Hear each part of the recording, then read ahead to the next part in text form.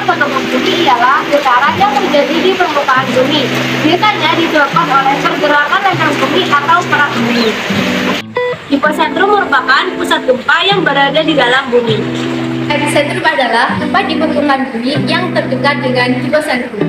Biasa disebut juga dengan pusat gempa di permukaan bumi. Selanjutnya, isosesta. Isosesta adalah garis hayal yang menghubungkan tempat-tempat di permukaan bumi yang memiliki kekuatan gempa yang sama. Yang terakhir ada homosesta. Homosesta adalah garis hayal yang menghubungkan tempat-tempat di permukaan bumi yang mencatat getaran gempa bumi pertama kali dalam waktu bersamaan. Yang pertama adalah gempa bumi runtuhan. Runtuhan ini akibat dari runtuhnya batuan-batuan raksasa di sekitar pegunungan. Gempa bumi vulkanik adalah gempa bumi yang diakibatkan oleh aktivitas gunung berapi. Gempa bumi ini biasanya mendahului aktivitas erupsi.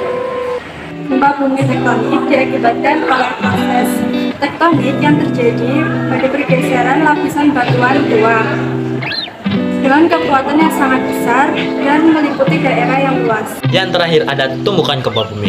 Tumbukan gempa bumi adalah gempa bumi yang diakibatkan oleh tumbukan meteor atau tumbukan asteroid yang jatuh ke bumi. Dan linear, epicentrumnya berbentuk garis. Contoh dari gempa ini adalah gempa tektonik. Akibat dari gempa ini adalah patahan. Yang kedua ada sentral. Sentral ini epicentrumnya beberapa titik. Terjadi saat akan ada vulkanik. Kedalaman hipocentrumnya dibagi menjadi 3. Yang pertama gempa bumi dalam, yang kedua gempa bumi menengah, dan yang ketiga gempa bumi dangkal. Untuk gempa bumi dalam, hipocentrumnya berada lebih dari 300 km di bawah permukaan bumi. Pada umumnya, gempa bumi dalam ini tidak terlalu berbahaya. Untuk gempa bumi menengah, hipocentrumnya berada antara 100 sampai 300 km di bawah permukaan bumi. Pada umumnya, gempa bumi menengah ini menimbulkan kerusakan ringan.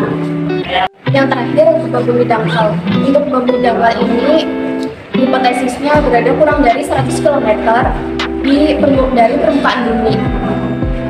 Pada umumnya, gempa bumi dangkal ini menimbulkan kerusakan yang besar. Yang terakhir ada berdasarkan letak pusat gempa. Yang pertama, gempa laut. Letak epicentrumnya terletak di dasar laut. Yang kedua, gempa darat. Letak epicentrumnya terletak di daratan.